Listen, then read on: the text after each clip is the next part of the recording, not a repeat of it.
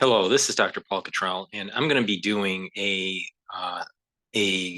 video that just came out about 22 minutes ago from Forbes. There's a breaking news going on in New York, so I figured that we'll cover this.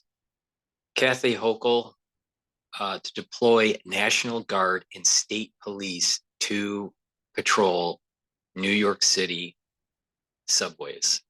Now, as I have been saying to the audience, crime is really bad in New York, and the safety of the subway system is in peril. So I'm a little surprised that they decided to deploy the National Guard. So it must be, a lot worse than what we think. But it is out of control. Now, before we do that, can you please make sure that you subscribe to all my channels? I have 3 channels on YouTube. I have Brighteon, Bitchute, and Rumble. All the links are in the description of this video and all my videos.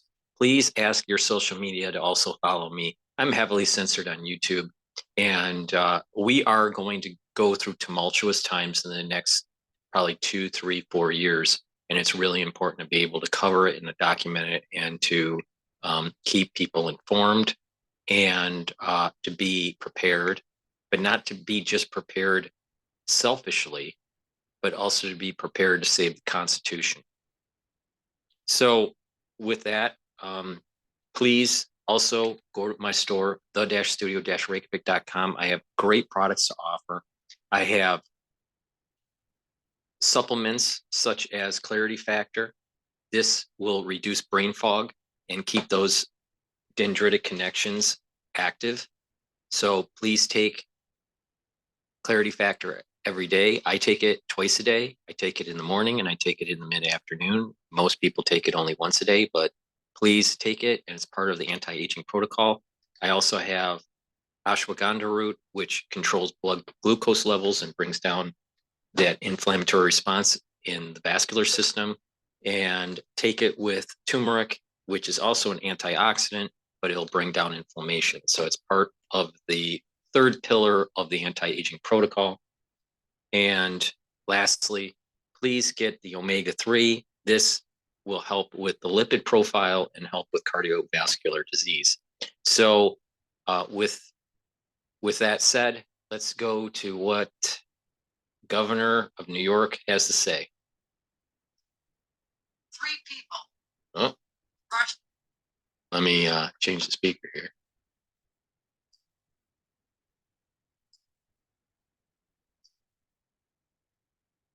To save him. They saved his life. Over the weekend, a man was kicked onto the tracks at Penn Station. 3 people rushed to save him, pull him back into safety. That's the New York I know. When someone's in trouble, total strangers, they come to the rescue, no hesitation. She's probably been in New York longer than I have, but I'll tell you, I've never seen a New Yorker actually help anyone. That's the true heart of New York. And let me just be very, very clear. These brazen, heinous attacks on our subway system will not be tolerated. Over the last 6 days, I've held several meetings with top administration officials, City Hall, the mayor, and MTA leadership. I challenged everyone to find new ways to work together, to go after the repeat offenders that the mayor and I have talked consistently about. And I appreciate his effort on putting the spotlight on these individuals. We're focusing on repeat offenders, deterring crime, and protecting the people on our subways, our commuters, and also the unsung heroes of the MTA. This is something I've been laser focused on since taking office. Literally, the mayor was on the job 1 week and the 2 of us were in the subways. Many, many other times we stood together trying to figure out different ways to make sure people feel safe on our subways and indeed are safe on our subways. But I'm not here today to talk to you about numbers and tell you stats and statistics about what's going up or what's going down. I'm here to take action because that's what the situation requires. Rattling off statistics saying things are getting better doesn't make you feel better. Especially when you've just heard about someone being slashed in the throat or thrown onto a subway tracks. There's a psychological impact. People worry. Here's the problem, Governor. Failed liberal policies from the Democratic Party. And you represent that party. Could be next. Anxiety takes hold. And riding the subway, which should just simply be part of your everyday life, is filled with stress and trepidation. And if you make a living as a transit worker, that is compounded exponentially, that level of stress. So I say this will not stand, not on my watch. So today, in the wake of these latest attacks, I'm unveiling a 5-point plan to rid our subways of people who commit crimes and to protect all New Yorkers, whether you're a commuter or a transit worker. Point 1, I'm redeploying nearly 1,000 members of the New York State Police, MTA Police, and MTA National Guard to conduct bag checks in the city's busiest transit stations, which is why I want to introduce the leadership team that is helping us get to this point. Jano Lieber, you'll be hearing from him momentarily. You've heard him speak many times about the challenges we face on the subway, and he is so committed to making sure that our subways are safe, and I applaud his leadership. We also have Thomas Taffy, the Chief of Operations for MTA Police. The MTA Police are a critical part of this answer. But also, we have Major General Shields. This is my team, the Army National Guard, and Superintendent Stephen James of the New York State Police. All of them have come together to help us figure out the resources that we can bring to this situation. So we'll be having 750 members of the New York National Guard, as well as another 250 personnel from state and MTA police. You'll start seeing them at the tables, making sure that weapons are not being brought in, working in concert with our New York State Police, as well as our NYPD. Because no one heading to their job or to visit family or to go to a doctor appointment should worry that the person sitting next to them possesses a deadly weapon. They shouldn't worry about whether someone's going to brandish a knife or gun. That's what we're going to do at these checkpoints.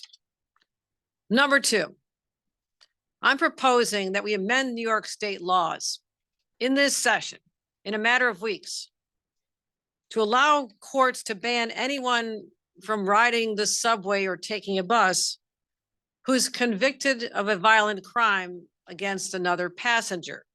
Now, there's already a similar law in the books intended to protect personnel from the MTA, but that law has many loopholes that we've identified. And indeed, it's only been used 3 times since it was first enacted in 2020. We're going to get to the bottom of that, find out what's missing, what language is required.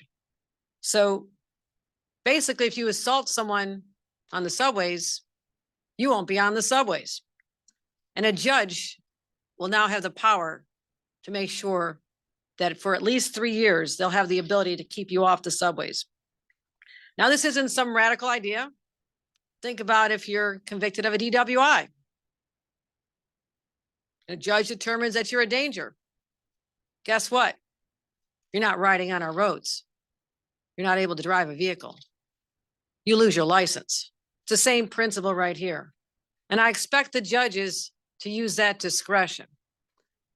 Point 3, we're strengthening the cooperation between the police who patrol the subways and the district attorneys who prosecute the crimes.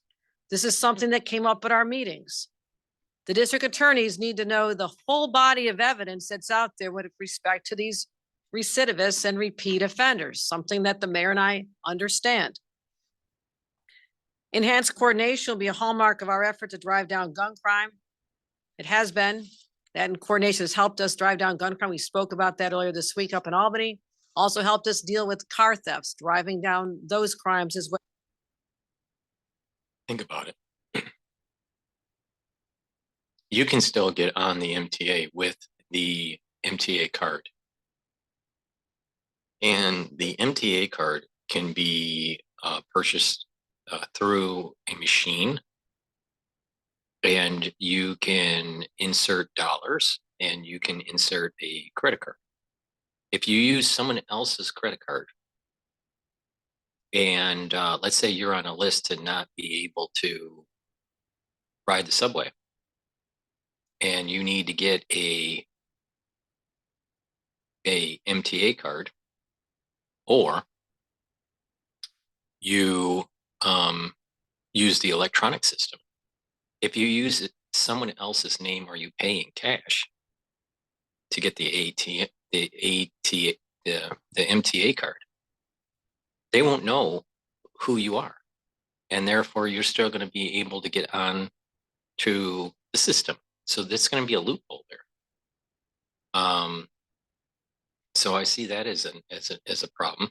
Let's say that it went all digital and there's no MTA cards anymore. Now they are phasing the MTA cards out this year.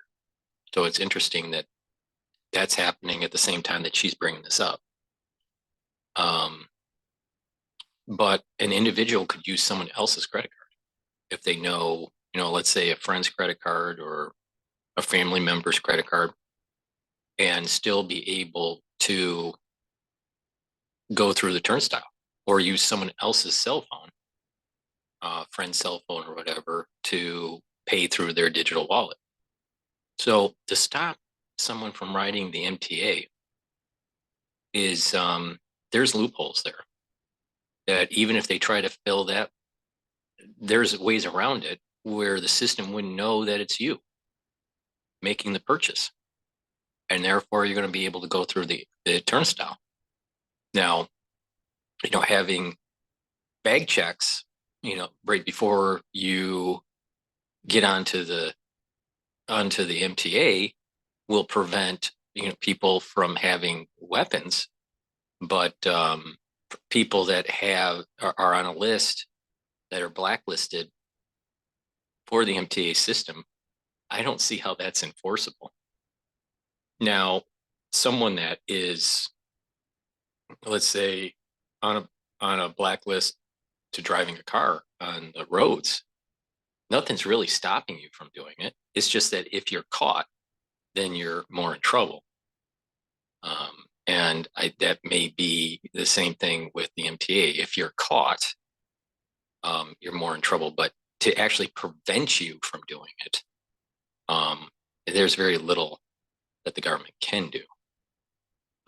There's just more potential ramifications if you're caught. But that's one key insight, that they won't know who you are. There's ways around it. And the other is that this is all being implemented as we're phasing out the MTA card. So it's going to be a lot harder, but not impossible, to circumvent this blacklist on the MTA system, but it's still possible.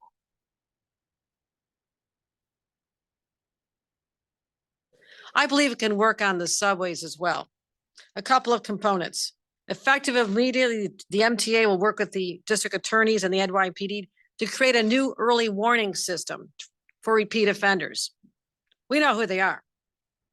They'll flag the criminal history at the time of arrest, so it can be fully considered when decisions regarding charging and bail are made.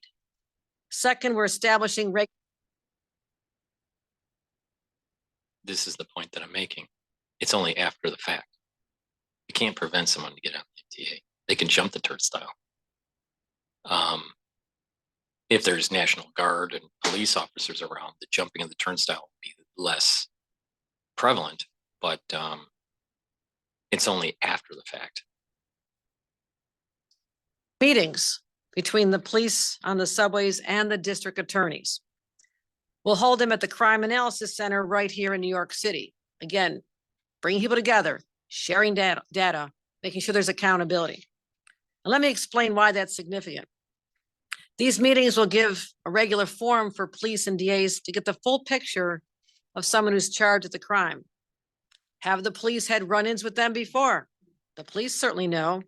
Are they constantly causing trouble? Are they menacing to others?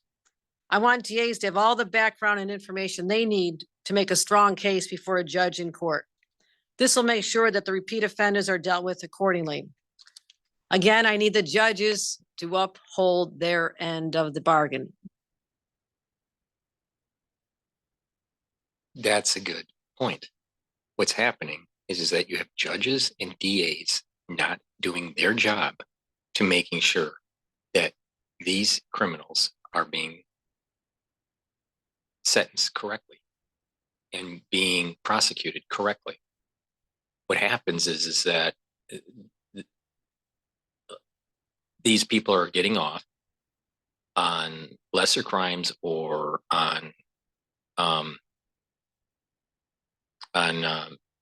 no bail situations,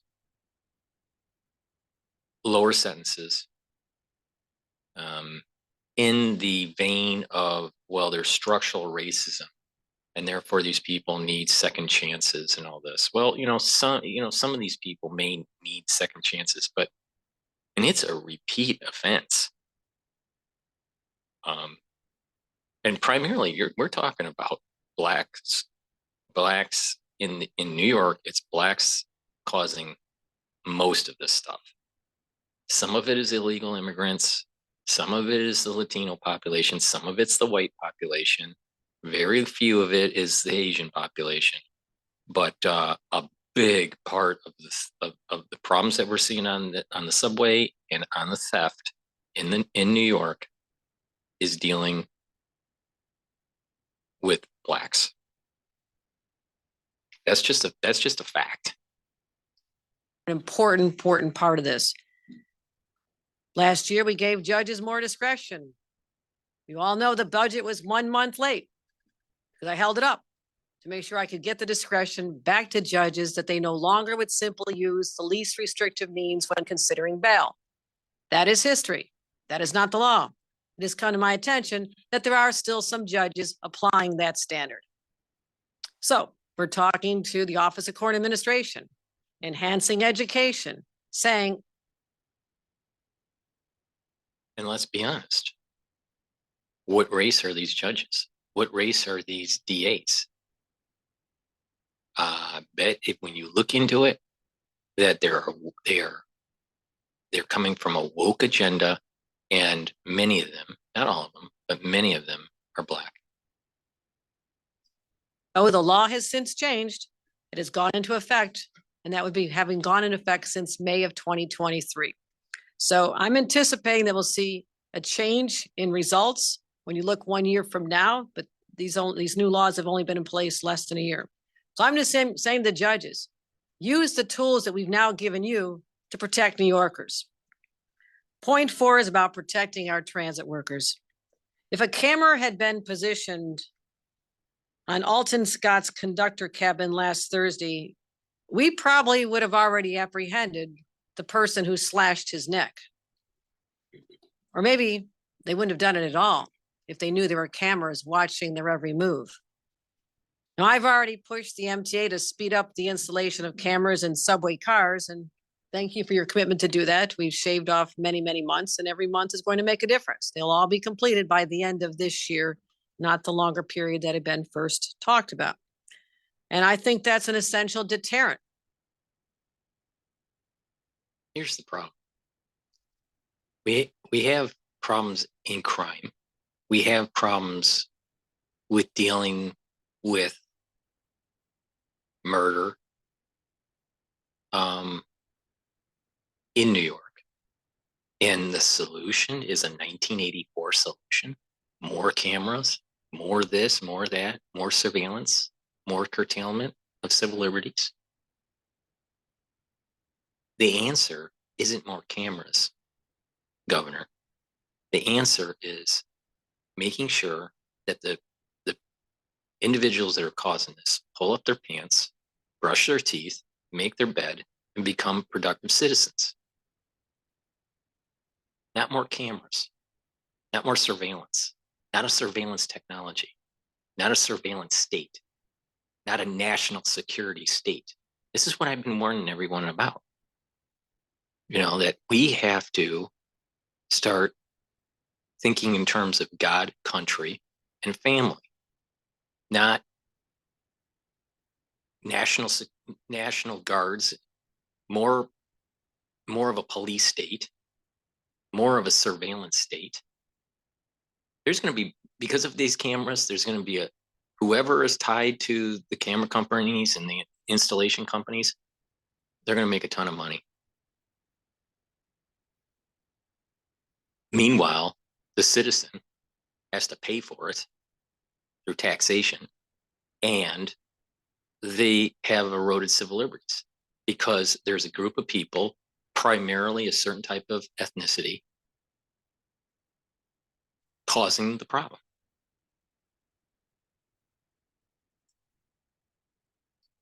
Current. If someone who's going to do harm to someone else knows that is being recorded, that there's cameras watching them, they might just think twice about it. But also, if they go forth with committing a crime, we'll have the evidence to make sure they don't do it again. But also, there's a blind spot in the cabin.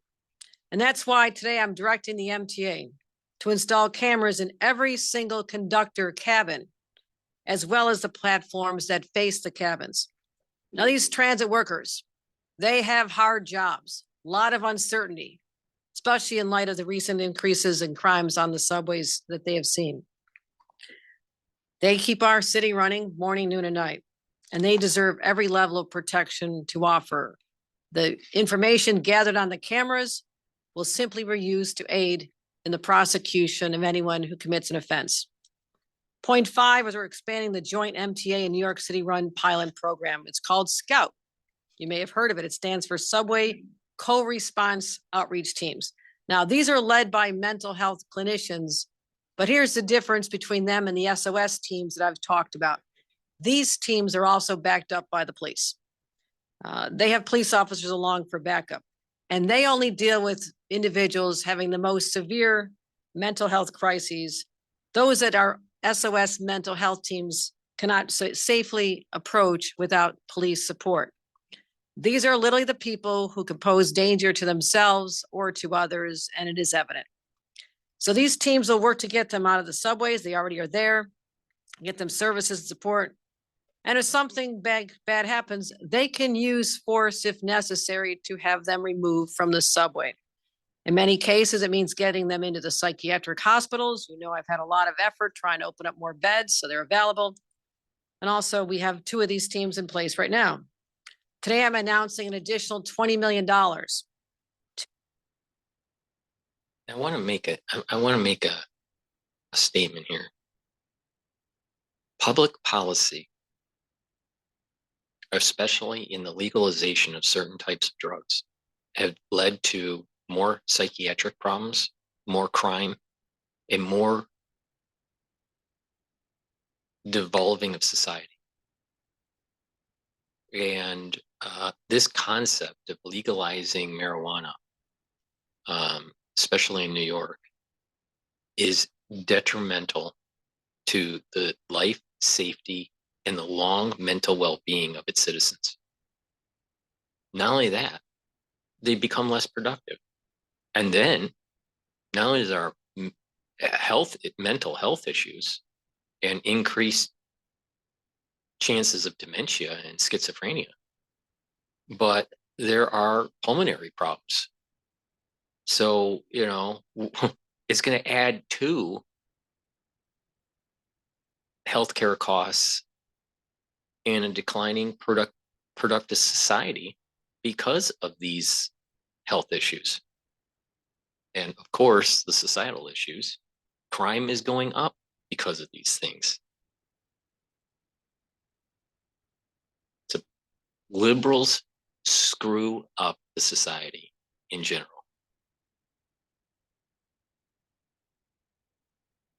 Up to 10 more teams by the end of next year. Now, this is, again, in addition to our SOS teams, which have been doing tremendous work. I've met them many times. We've had them into our office.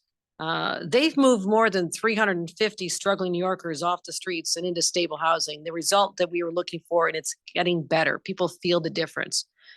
So To recap our 5-point plan, bag checks will be conducted by over 1,000 members of the New York State Police, MTA Police, National Guard. In addition to what the city is doing, we're coordinating with the city of New York, so people will see this. A bill to allow judges to ban people from using the subway, people who attack others and are convicted of a violent crime. Improve coordination between police and DAs to keep violent criminals off the subways. Cameras on and in the conductor cabins, and expanding our mental health outreach teams. Here's the message today. Anyone looking to do harm or spread fear on our subways, you will be caught. Plain and simple. There will be consequences. This has to end. New Yorkers deserve no less. And to those who are feeling anxious whenever they walk through those turnstiles, we will stop at nothing to keep you safe, you and your family members, and restore your peace of mind. Now, to further talk about and amplify. Remember what Benjamin Franklin said. If you need to give away your civil liberties for the government to keep you safe, you are no longer safe, nor do you have civil liberties. You are not free nor safe. Liberal policies caused the crime that we have in New York. And liberal policies are trying to find a solution to the crime by building a surveillance state and erosion of your constitutional freedoms, your civil liberties. And we keep, if she makes the statement that New Yorkers deserve no less than for the government to keep you safe, we'll just keep on deploying more cameras. The cameras aren't going to stop the crime. They'll just document the crime. And if you have a district attorney and you have a series of judges that legislate at the bench and that are woke and are pushing structural racism, and pushing this concept of structural racism, and that we need to be apologetic to these offenders, this is the problem. It's not going to stop until these liberal policies are reversed, and that we have a society that is more focused on God, country, and family, instead of this hoodlum mentality that has been running rampant, I would say, at the end of the third term of Bloomberg's administration. It got a lot worse under de Blasio, and it's even worse now. And I'm willing to bet that when Trump wins in 2024 in November, that you'll start seeing more Black crime in New York and more BLM protesting. So liberals, thank you very much for destroying our country. Efforts, I'd like to introduce Jana Lever, and again, thank him for so quickly responding and being there on the front lines to make sure that everyone who takes the New York City subways are safe. Jana.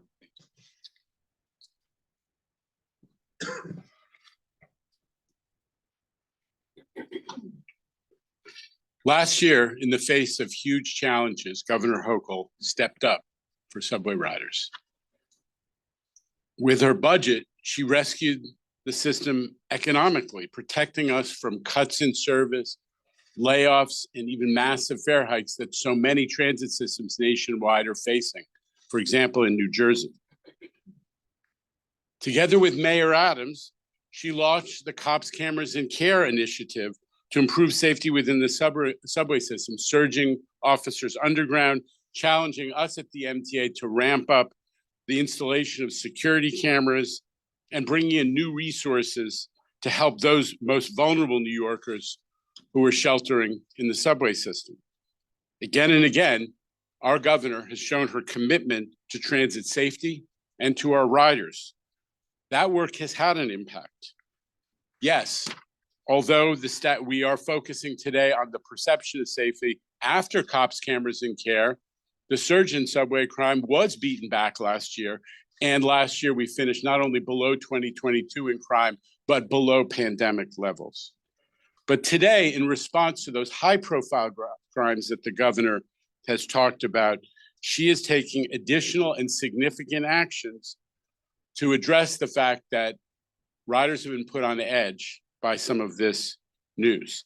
And I think these initiatives are going to make the system actually safer and feel safer. First, on the cameras, let me underscore again, since last year, under Governor Hochul's leadership, we have increased to 15,000 the number of cameras in the system, and we're rapidly installing cameras on board all of the trains in the system. This has never been done before. For years, that was a hole in our visibility. Now that is being turned around, and that's already proven to allow identification and apprehension of numerous. I warned about the BioPatriot Act during 2020 and throughout the crisis. And there are these elements of the BioPatriot Act, and that a national security state and a surveillance state was going to emerge. Now, there was many aspects to that.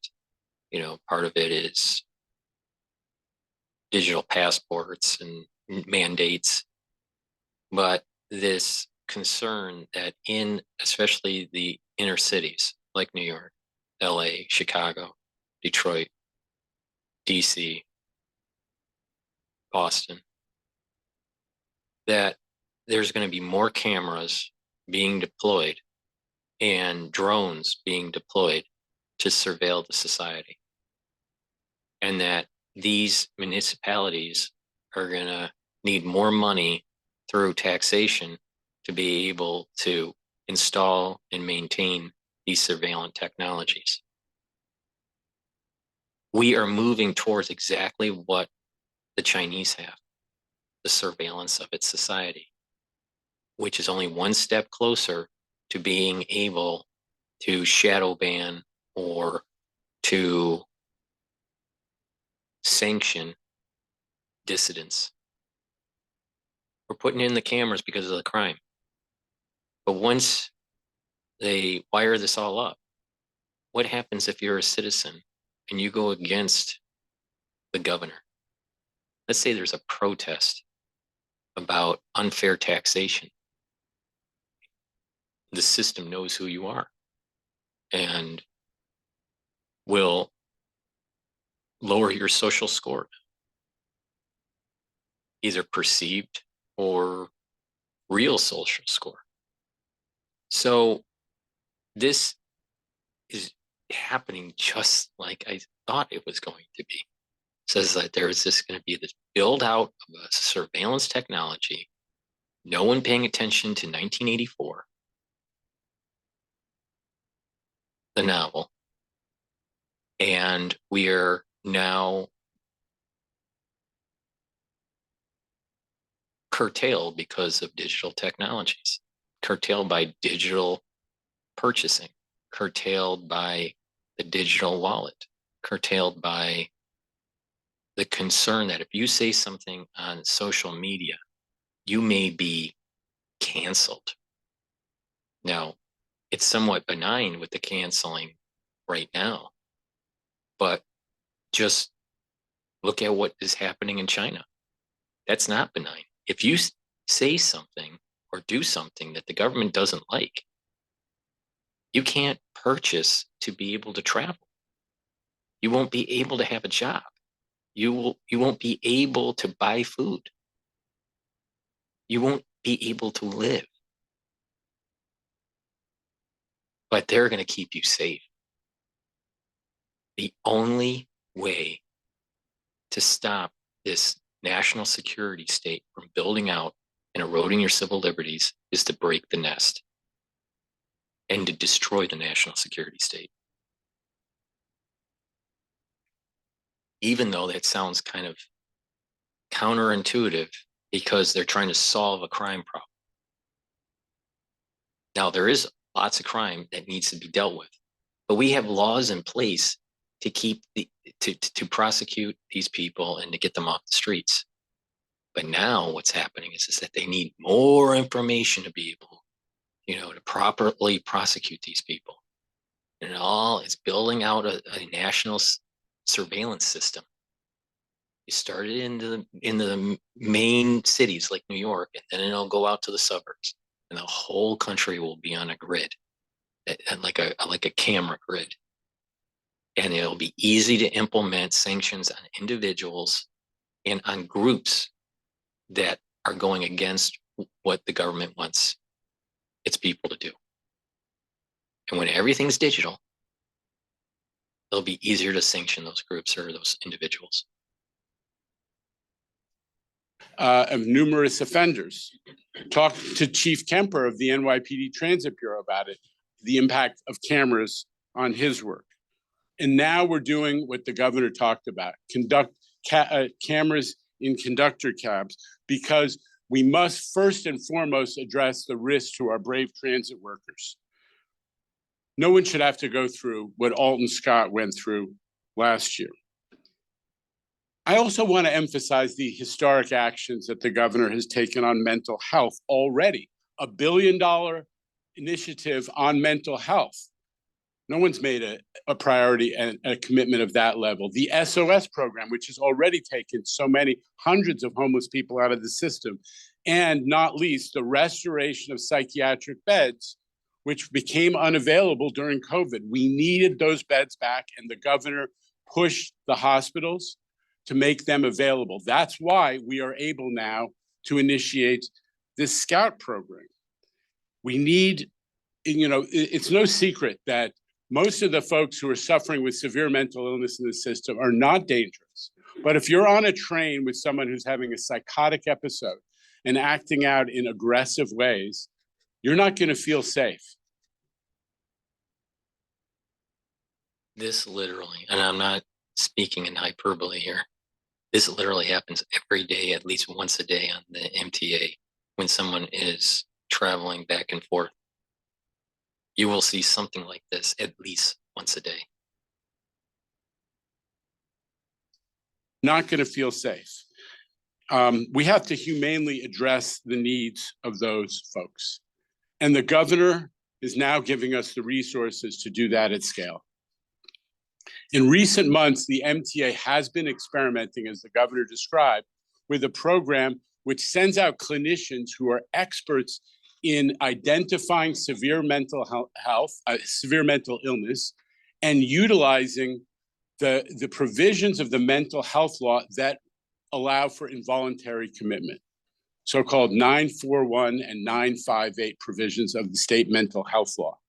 Thus have resulted in 75 people being put indoors to get mental health treatment, people who are the most severe cases and who are, as the governor says,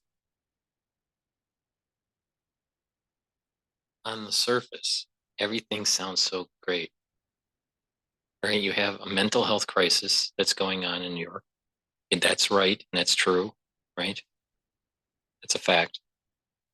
And they need help. But what did he just say? Involuntary emission. So you have a surveillance system that's building out under the reason of crime, to try to prevent it, trying to document it. But now it can be used to surveil the citizens. And if they don't like you, not only could they sanction your transactions, but they may put you into a mental health issue category and force an admission to some sort of mental hospital or mental institution. Now, there's a mental health issue in New York for sure. And you see these people on the MTA system and on the streets daily, multiple times a day. And I'm not talking about the same person. I'm talking about different people. You see different individuals having these problems. So it does exist. But the problem is that when the government has this power, they can use it in mean ways that would categorize someone as mentally unfit, mentally sick, and put them in an institution. Now, I'm not too far off on this because there was a Yale professor that was a psychiatrist. I believe she was a psychiatrist.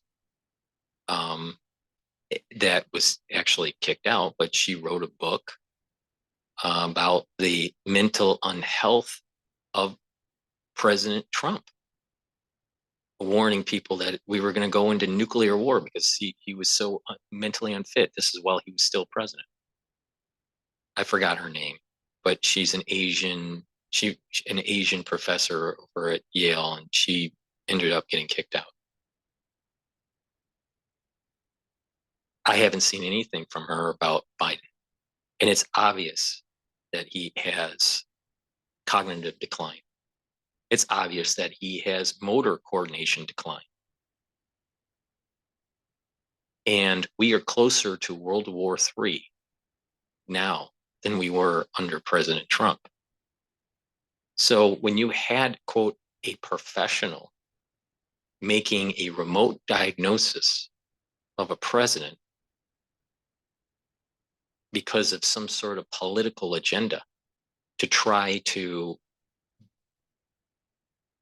exercise the 25th Amendment, to kick off the 25th Amendment, and remove him from office. You can extrapolate that into just the regular population and say that these groups of people, or this type of individual, they must be mentally unstable and they need to be in an institution. We have all this camera stuff on him, and he talks to people that are Republican. He believes in the Constitution. She thinks that strong families is a bedrock of society. She's not for abortion. See, when you go against something and there is a surveillance technology and the means of the establishment, the professional establishment, to deem you unfit mentally and have means to be able to institutionalize you, then now here's another element where the society either capitulates and does what the government wants you to do, and you just, go on letting your civil liberties decline and erode, or you are a rebel. And if you're a rebel, you might be viewed as mentally unstable because you paint your house blue. You vote for Republican. You only think that there's one national anthem, not two. You don't take a knee at a sports event. How dare you? How dare you not take a knee? You must be mentally deranged. See how crazy this can get? It comes in with at the surface for the right reasons, but it will be used nefariously and you will lose your civil liberties. The only way, trust me, the only way to stop this is to destroy the national security state. A danger to themselves, as well as very potentially dangerous to others and certainly discomforting to all of the riders. That has been a really successful initiative because we're pairing those clinicians with police officers. So what happens that's different? People spend the time, those clinicians are spending whatever time is necessary to make a connection to that person, to diagnose their condition, to evaluate whether involuntary commitment is required. And because they're spending the time, because they're backed up by cops and they themselves have a sense of safety, you know what? 3/4 of those cases that have been brought inside, 3/4 of those 75 people came voluntarily because the clinicians have the ability to spend the time and the safety.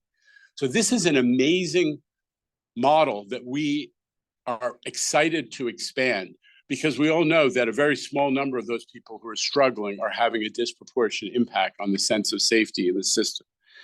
And I just want to say that I am deeply moved by the opportunity it represents to address those folks who are struggling so badly, but also to make sure that our riders feel a much more safe and orderly environment. This is a huge issue. And the third element of the governor's initiative I want to emphasize is the coordination with the DAs. This is essential for transit worker safety. NYPD stats. Last year, there were 38 people arrested for subway crimes.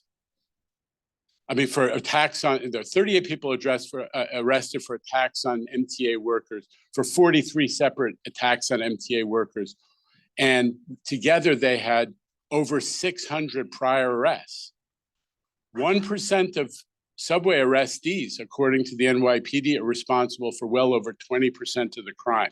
We need to have a collaboration with the DAs so they have that full information about the history of these people, the impact that they have had. If they're career subway criminals, we got to make sure that everybody in the criminal justice pipeline, everyone in the chain of command, is fully aware of the consequences of just releasing this person, if that's going to happen, without discussion. And we really, really appreciate the leadership on creating a more coordinated discussion. It's essential for MTA worker safety.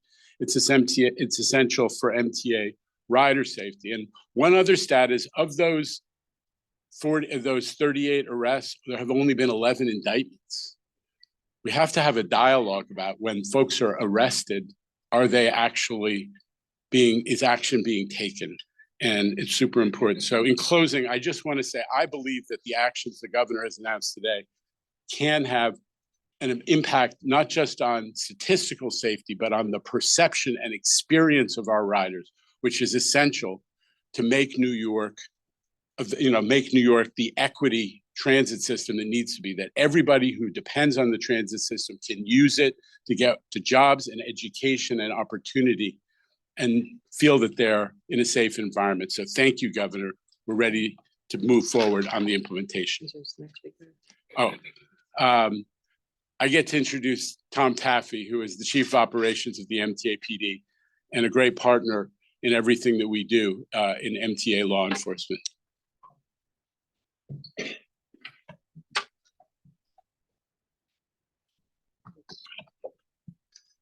Hey, good morning, everybody. I'm Thomas Taffy, the Chief of Operations for the MTA Police Department. On behalf of Chief Mueller, the Chief of Police, and the men and women of the NYPD, of the MTA Police Department, I'd like to thank both the governor and the chairman for their support in our shared subway safety mission. A little bit about me, because I'm a lesser known figure here. I was born and raised in the city, in the Bronx, and I have been one of those commuters my entire life in the subway station. I've worked in law enforcement for nearly 30 years now, 27 of them in the NYPD in the last 2 years, almost 2 years here in the MTA. So I've seen the highs and lows throughout these many generations, and I know that focus on reducing the fear of crime is as important as reducing crime itself. A focus on controlling disorder and, as was mentioned here, recidivism. Policing can be and is twofold. We can ensure that everyday rules are followed through the presence, verbal warnings, outreach, and summonsing. That's what we call the quantity. And also ensure that recidivists are identified and arrested and prosecuted. That's the quality. While our main mission in the MTA Police Department is to secure the commuter rails, since late 2019, the MTA PD has supported the NYPD in subway safety. And we've worked very closely with Chief Mike Kemper to help in that mission. And starting in late 2022, under the governor's leadership, we have significantly increased that assistance. We now have officers in the subways in all 5 boroughs, including our hub stations in Grand Central, Penn Station, Jamaica, and Atlantic Terminal. We also have cops working with DOHMH clinicians in Manhattan, the scout teams that have been very successful, and we thank them. I'm going to go to commercial and please go to my store, the-studio-reykjavik.com, and help support PNN. So resveratrol, very strong antioxidant, but it also helps to get rid of senescent cells. It's part of the anti-aging protocol. So please go to my store and get the resveratrol. The first part of the pillar for my anti-aging protocol is structural nanosilver liquids and gels. So I take the Max 35 every day. I take it with a teaspoon. You swish it in your mouth, the liquid, you gargle with it, and you swallow it. It neutralizes pathogens and it will reduce plaque buildup on your teeth. And what will happen is that by neutralizing pathogens in your oral cavity, then you will reduce the chances of getting sick.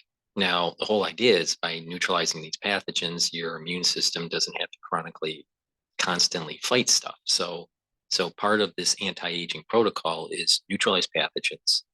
Second part of the protocol is to bring down free radicals.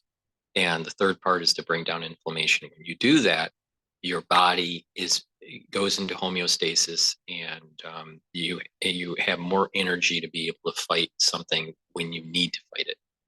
So the whole idea is reduce that chronic inflammation, bring down those free radicals just through the environment that we're living in, and neutralize those pathogens.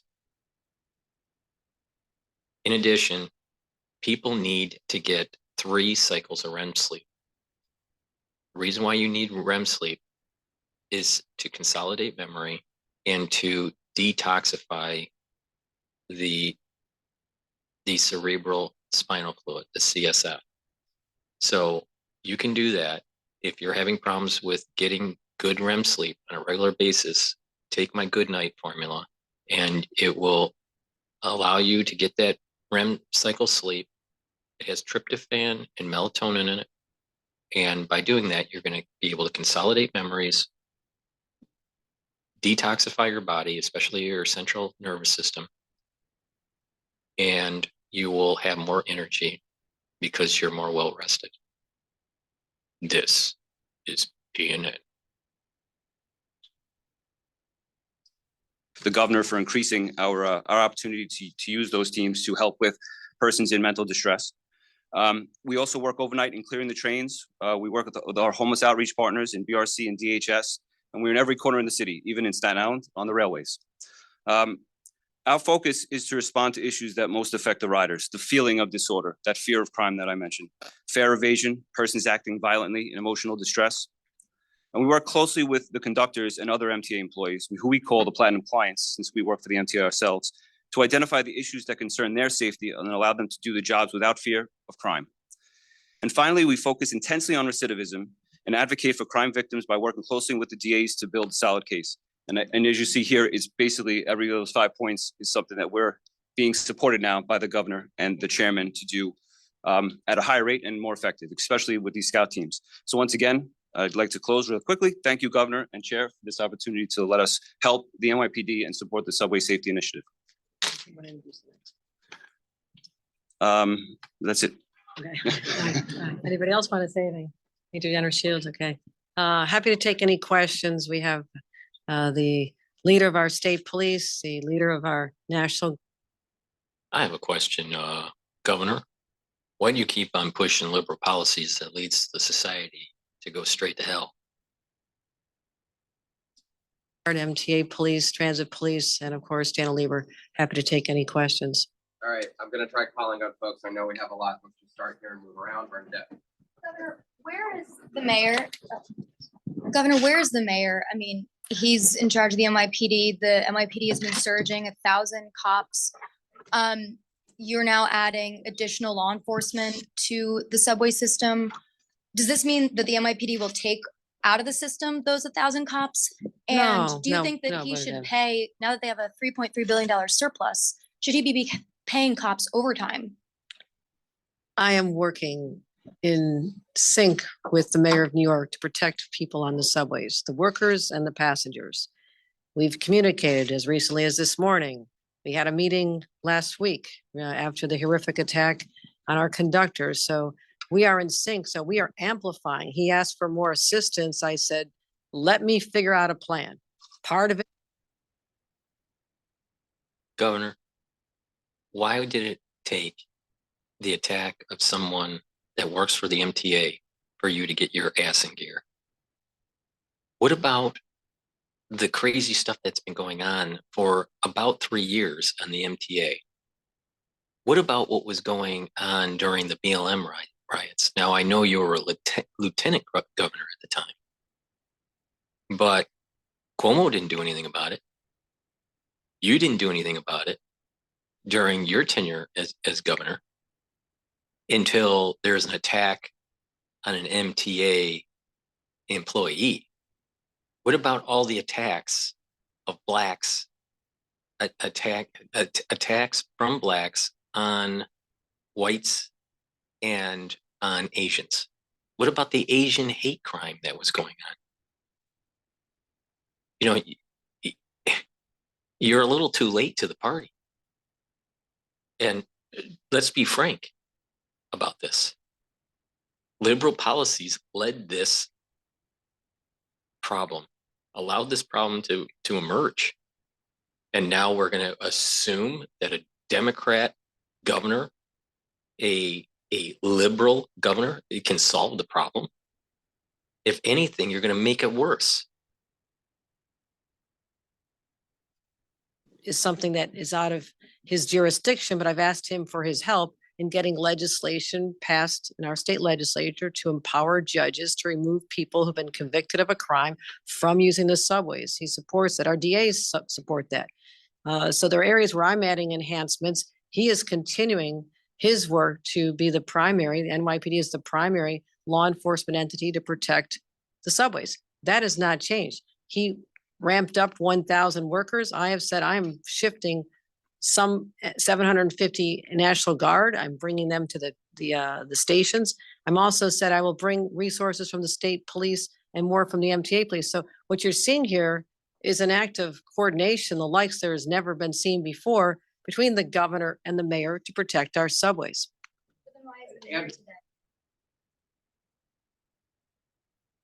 But why did it take so long for you to act?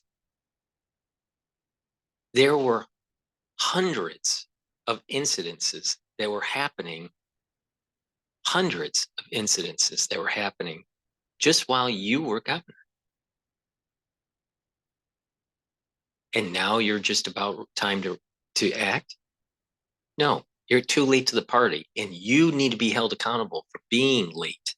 You need to be held accountable for causing this to get out of control.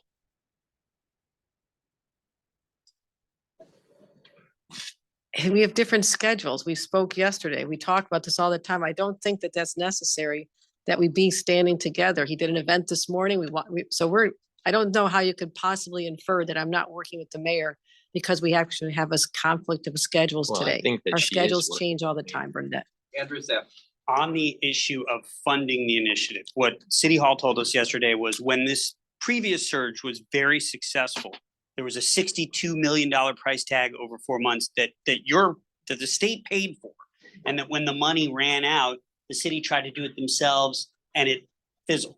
So the question is, why would you not pay for it now? Is it just simply that, look, NYPD, that's your job, we pay for other people? Or is there a different reason that you're not committing to pay for the police overtime? Rather than having the NYPD have to work being paid by state dollars,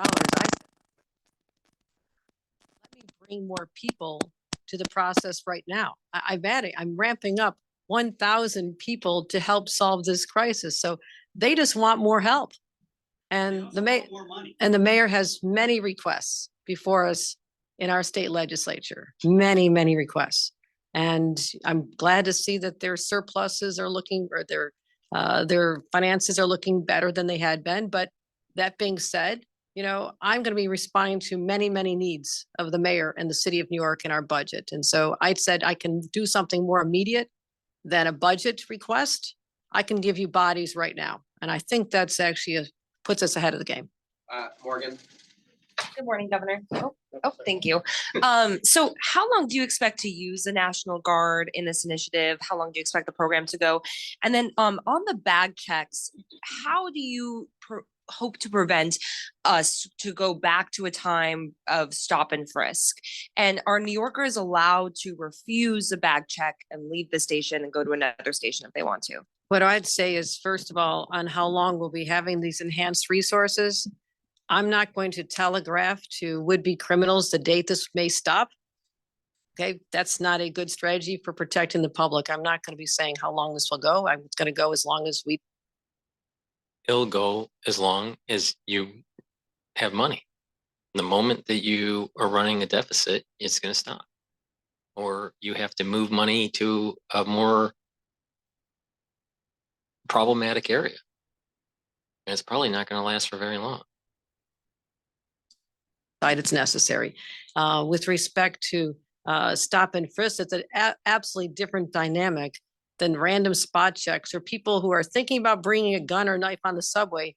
At least this creates a deterrent effect. They might be thinking, you know what? It just may not be worth it because I listen to the mayor and I listen to the governor, and they have a lot more people going to be checking my bags. And so that is what we hope will happen, to stop people from doing it in the first place.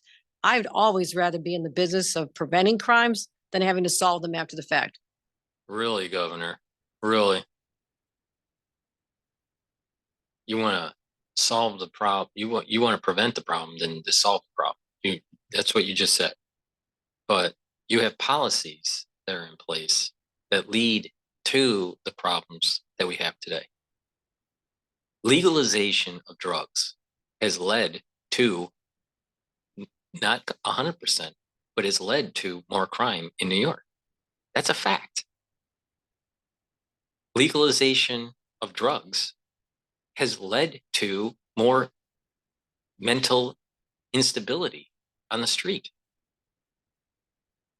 Out of control immigration, illegal immigration, and having New York as a sanctuary state, especially New York City as a sanctuary city, is making the city less stable and less safe.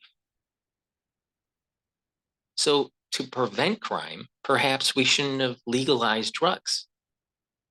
How about perhaps to prevent crime, we should have stopped the sanctuary status of New York City?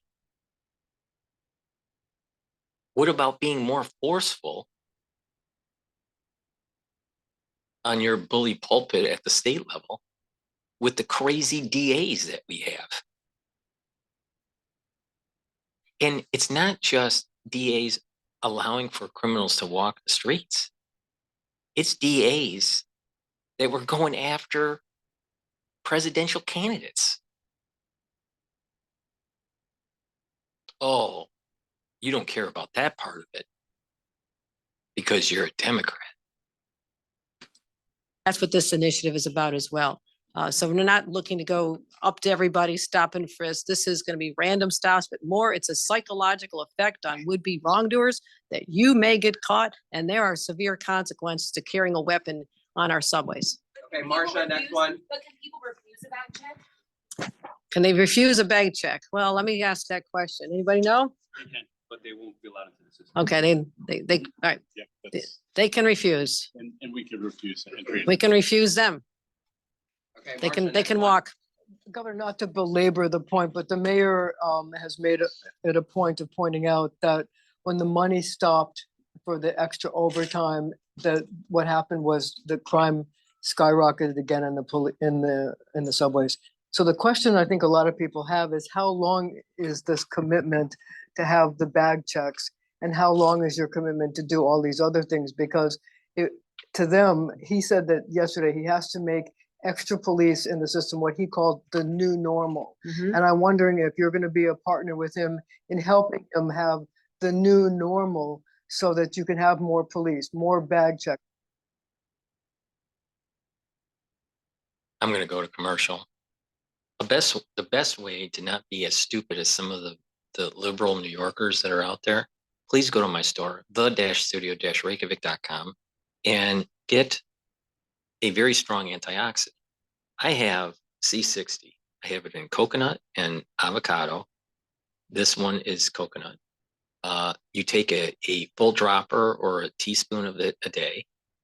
I have it in a 2 ounce, 4 ounce, and an 8 ounce configuration. It's a very strong antioxidant. It soaks up free radicals, reactive oxygen species. And by soaking up those free radicals, you're going to reduce cellular stress, you're going to improve the tissue health, and you're going to improve the mitochondrial health within the cells, and you're going to end up having more ATP.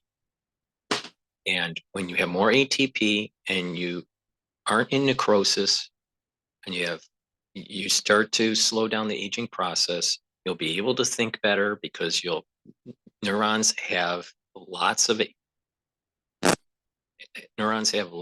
mitochondria.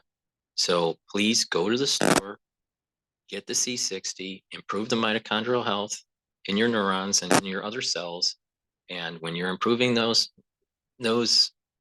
mitochondria in your neurons, you're going to have better thinking. And when you have better thinking, most likely you're not going to think like a stupid liberal from New York. And stupid liberals from New York usually have a weakened immune system because they eat GMO and they consume the New York Times articles. So to boost up your immune system and not be a stupid liberal from New York, please go to my store and get the magnesium and zinc. It'll boost up your immune system. Take this every day. Take a double dose of it if you're not feeling well, and it'll help to improve your immune system. The key point here is to improve your immune system, neutralize pathogens, bring down reactive oxygen species and free radicals, and lower inflammation. And that way you won't be a stupid liberal from New York. Or visibility of law enforcement, and how long are you going to be a partner with them in doing that? I think the major takeaway from today's announcement is that the governor of the state of New York is identifying and bringing to help solve the policing challenges in the subway, over 1,000 people. That is the story that's going to make riders feel a lot better. So we're helping solve a problem that the mayor has as the primary policing entity. Your office, under Cuomo and under your administration as governor, has led to the crime that we have in New York City. NYPD of the subways, but what you're seeing is an unprecedented level of cooperation to help solve this. So 1,000 people coming. I'm just not prepared to tell everybody if and when this is going to stop, because that is not how you deter crime, by telling the criminals, well, you might just want to take a pass for a couple months, but May 1st, it's going to be fair. I'm not doing that. I'm not playing into that. So I assure you that we're going to be monitoring the numbers, hoping to have the effect we need to have. And certainly summer months get very intense in the city. Under normal circumstances, we're going to be there to continue these efforts as long as necessary. Okay, we got time for about 2 more, Juliet and Samantha. Yes, thank you. Good morning, Governor. You've talked about recidivism and the issues involved. So at what point do you and the legislature start looking at reviewing or reducing the number of crimes that currently no longer require bail? And also, you've mentioned a couple of times, including today, about judges really have to get up to speed on the bail laws. Is that going to be a formal program, a retraining? How are you implementing that? In my view is that it should have already happened. Judges were aware that because of my insistence and the legislature agreeing ultimately that we would change the bail laws to give more discretion back to the judges that they've been asking for, as well as $40 million to help district attorneys bring more cases. So we ramped up many aspects of the system. And yes, they were required to know the law starting last May 1st. Now, to the extent that we're seeing any gaps in understanding, we've talked to the Office of Court Administration about them conducting more training, answering questions, finding out what's going wrong. But I'll tell you this, I can show you data that differs greatly between the crime rates, the arrests, convictions, prosecutions from downstate city and upstate, radically different. Same state, same laws, different judges. That's all I can say. There is a difference that is rather shocking to know the disparity in the application of the new laws. And also with respect to, And this is the problem with judges legislating at the bench, especially pushing woke agendas. Mark my words, reparations is being set up, it's being teed up to happen in New York because the judicial and the legislation, the legislative branches of the state have been captured by wokeism. for crimes being added, that's not necessary because we added a new element.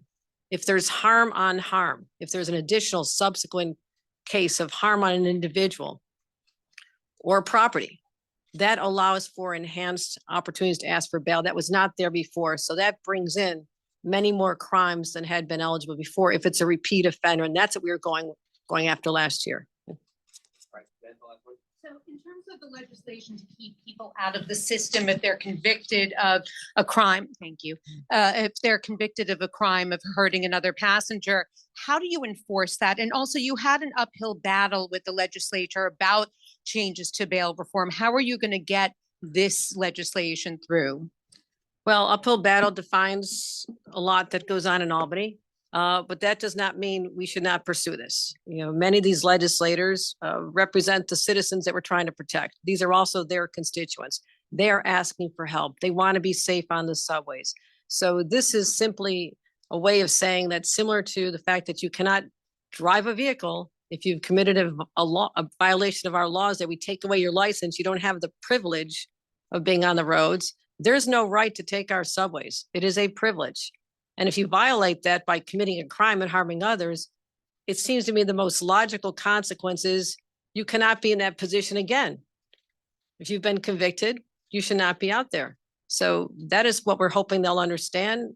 We're hoping that we can make the argument today with these individuals, but also I think it's going to be citizen driven. The citizens should let the legislators know that they want more protections, and that'll also help make us make the case in the next couple of weeks as we wrestle with this in Albany. So thank you. Everybody. How do I enforce? Yeah, how do the police enforce a law like that? We've had, Go ahead.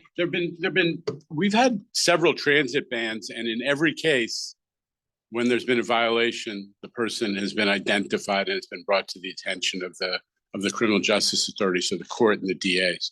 So our problem has not been identifying when. It doesn't answer the question. How do you prevent them writing the MTA after they've been blacklisted? You don't prevent them. It's only after the fact. They write it after they're on the blacklist, and they do something and you catch them, and somehow the authorities are notified. But it doesn't necessarily prevent them from riding the train. And they can jump the turnstile. They could use a credit card in someone else's name of that. If the MTA was trying to prevent a transaction with a certain name, right? Or a certain ID on a phone or whatever, they can circumvent that. And many of these people that are going to be doing these kinds of crimes are probably just jumping the turnstile anyways. So you can't prevent it. It's only after they do something and they're caught again that their